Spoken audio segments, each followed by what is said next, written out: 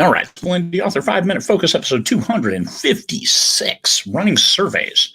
Whether you put them in your newsletter or run them on your social media, surveys are good.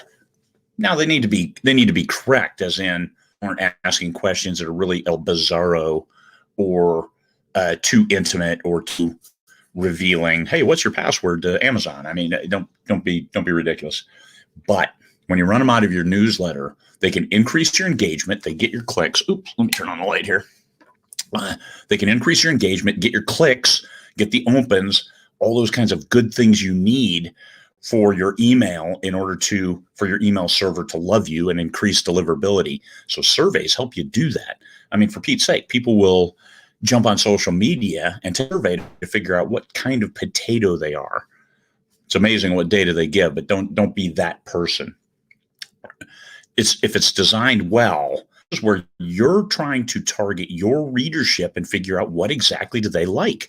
You can ask questions about characters, world building, about demographics, those kinds of things that you can use to write a better book that aligns with them, because, hey, you're already writing in your world. You should like this story. But if people say, hey, I really like this aspect, hey, let me explore that. And you throw out a book that explores that aspect that the readers are looking for. It doesn't get any better than that. That's the synergy of delivering a great product to a willing and open readership. How do you get that information? A survey. Or you have a good two-way communication with your readers, but as your readership grows, that two-way communication starts to reduce because there's only one of you. And even with a team, there's still a lot more readers than you'll be able to take their input and consolidate it like you could with a good and well-designed survey.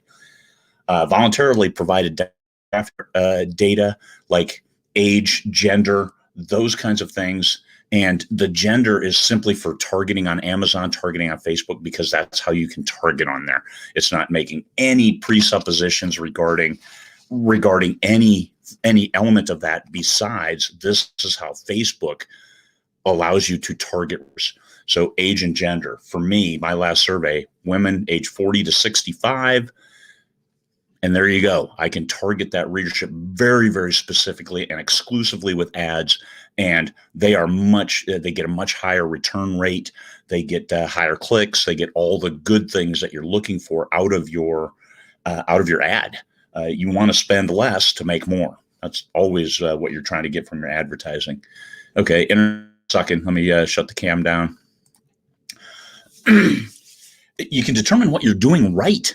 Hey, what do you like? I ran a survey once on which of my books have you read? And I saw that, hey, I got 90%, 90%, 90%, and 30%. Oh, hey, you guys don't even know this one exists. Let me run an ad on that. And I sold, a couple hundred copies over the next week because they didn't really know that book existed. You can determine a way ahead, process improvement. Hey, from when you give us the cover reveal, it's months before we get the book. Okay, so maybe change your cover reveal to 1 month prior and during the pre-order period. And hey, here's the way you can get this book. Here's the cover. Here's a little snippet, the one-liner tagline, and you'll have it in a month. You can learn those kinds of things with a well-designed survey. And people generally like to help, especially when it's their author and their favorite author. Hey, I'd like some information. This is not personal. This will not be shared with anybody except in a macro sense. So that's why it's a two-way communication. Here's what you guys told me about your stuff, about what you like about my books, about what you read in general, all kinds of good information that you can use to shape your business to make more money with less effort. So let me give you an example of a survey I ran. I asked demographic questions. I kept it under 10 questions because SurveyMonkey, you can use them for free if you have 10 questions or less. If you have a paid account, then you can get a lot more questions and a lot more refined data, but you can get what you need with 10 questions. So demographic data, age, gender, and that's for targeting purposes on ad platforms. Also, I ran something about, do you have pets? Because I always put the animals in my stories. So refine, how many dog owners do I have? How many cat owners? What about other? Just to throw in an interesting character. I asked about what series they've read. And that gave me information to better target a series that they hadn't read. And then preference. This was very specific for, do you purchase it? Do you wait for it to come on sale at 99 cents? Or do you read it in KU? And sometimes, and there was an alternate option of, I read it in KU first, and then I buy it if I like it. So 4 different options on that one question to give me that kind of data. So I found out that 65% of my readers were Kindle Unlimited readers. Okay, 2 to 1. That works. That works for me.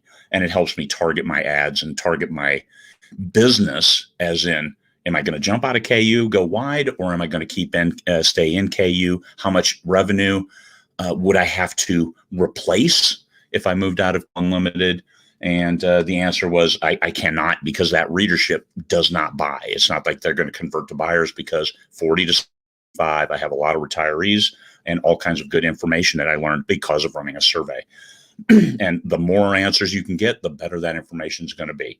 So there you are. While you run a survey, you run it out of your newsletter, because getting that click and that interaction helps deliverability, all kinds of good stuff on a well-designed survey. All right, everybody. Peace, fellow humans.